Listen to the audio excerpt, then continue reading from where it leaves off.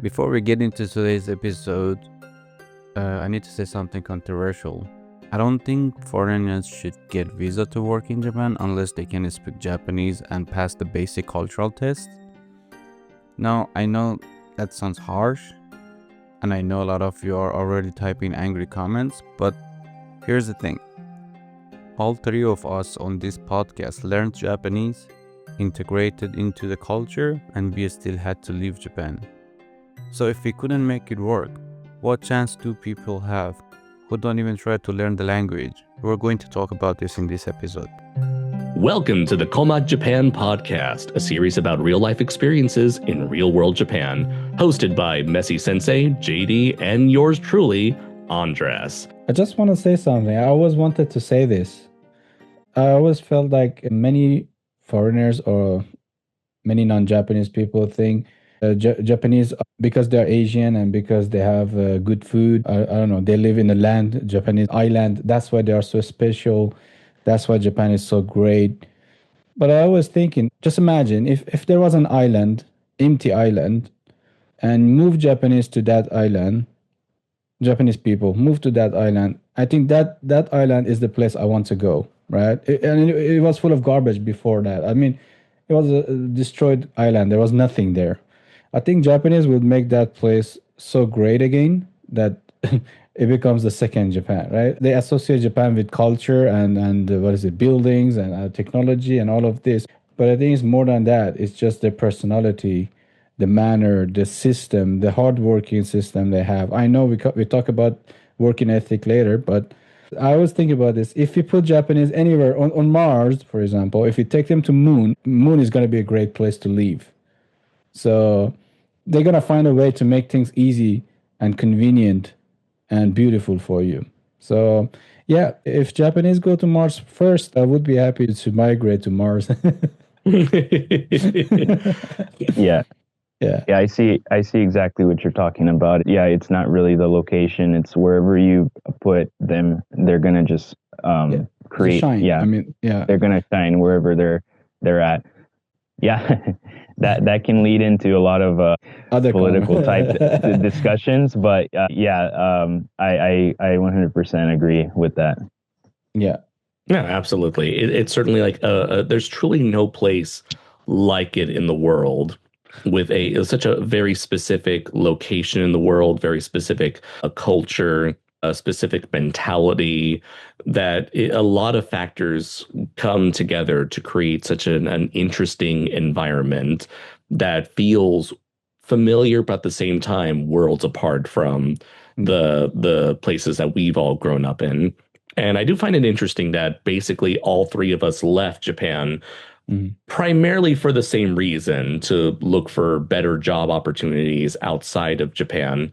And it is unfortunate that Japan isn't able to provide those job opportunities.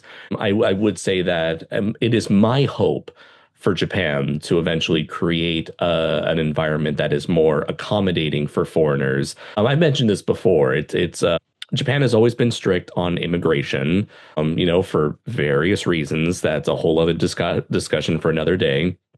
And yeah, it's there's only so much you can do as a foreigner, regardless if you are fluent or not in Japanese. There's only so far you can get within their system.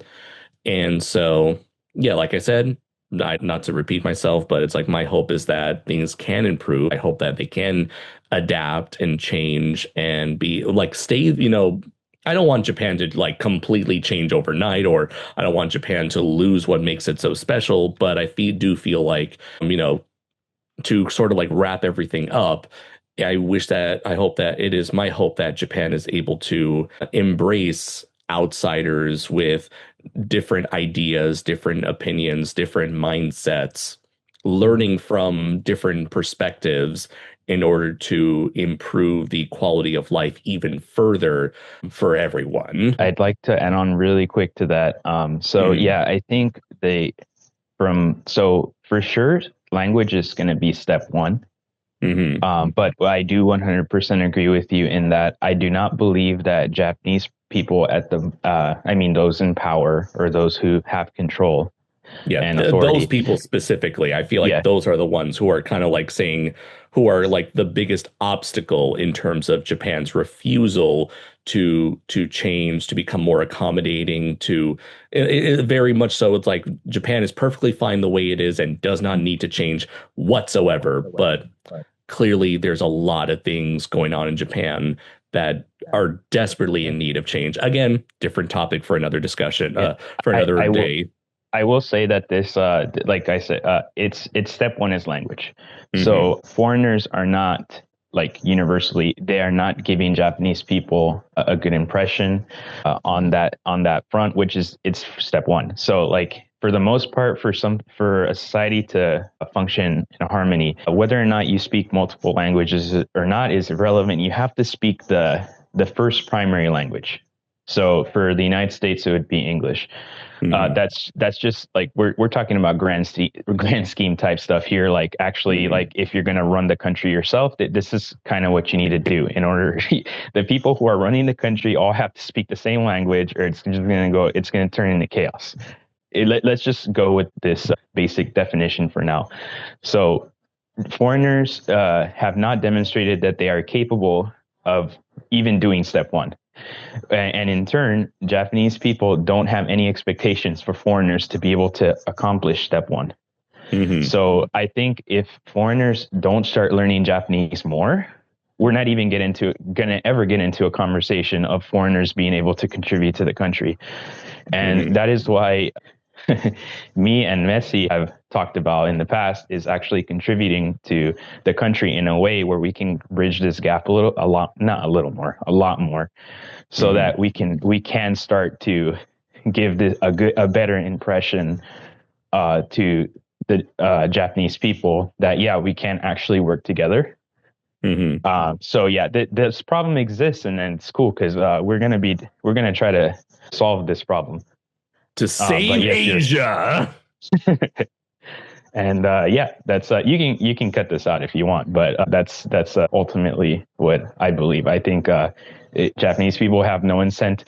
Both sides don't really. I think in general both sides they don't trust each other. Basically, both it takes the two West to and tango. The East. Yeah. Both the East and the West are not trusting each other enough, for sure. Okay, I agree with you, JD. I think it's not just Japan. Any other countries you go in Europe, they expect you to speak the language. Even in Europe, most countries speak like very good English, but they want you to show them that you're interested in their culture and country. As also Andrew said, language is part of the culture. If you don't respect the language, it means you don't respect the culture. You don't try to speak their language. It means you are disrespecting them, and you're expecting them to speak your language or English, for example, right? So I think that's a huge step for us to take. First, learn the language and culture. Not just the language, the culture. There are a lot of manners and cultures and things that, as we talk about it, is hidden or is written that foreigners are not following. Even working a company, like we have this senpai kohai system that the CEO stays late and nobody else has to leave before CEO leaves, right?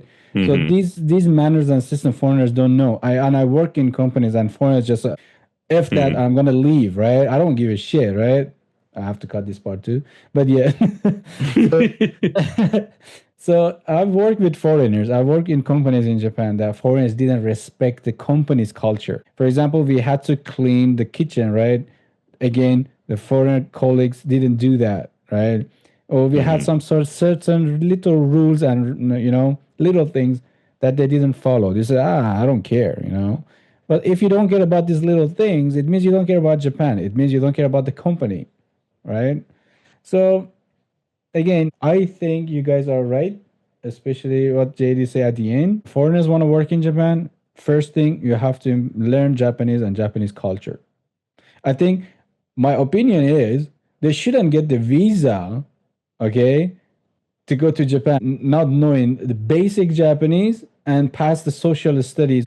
If they don't pass the social studies and have and show that they learn the basic, at least hiragana, katakana, I don't think they should be allowed to get the visa and go enter the country. Okay. So sorry to cut you off there. I just Yeah. want to add this in because I'm not. So I think a lot of people might hear what you're saying and feel like that's a bit strict.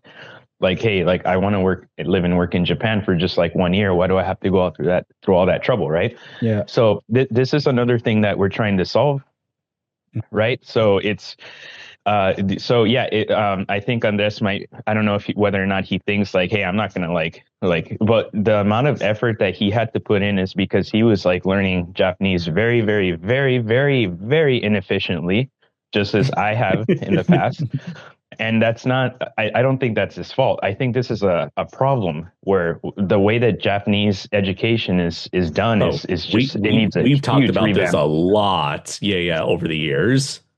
Yeah, right. So it's just and I never thought. Well, at that time when I first started complaining about stuff like that, they were merely complaints at the time.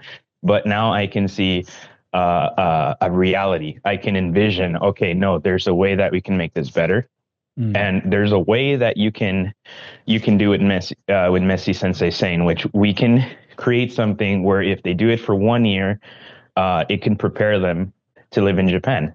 Whereas that is the concept, right? So yeah, I think a lot of people watching this probably studying Japanese for 5, 10 years. They're like, hey, wait a minute, I'm like N5 level. How can you impose these still N5 level after 10 years of study?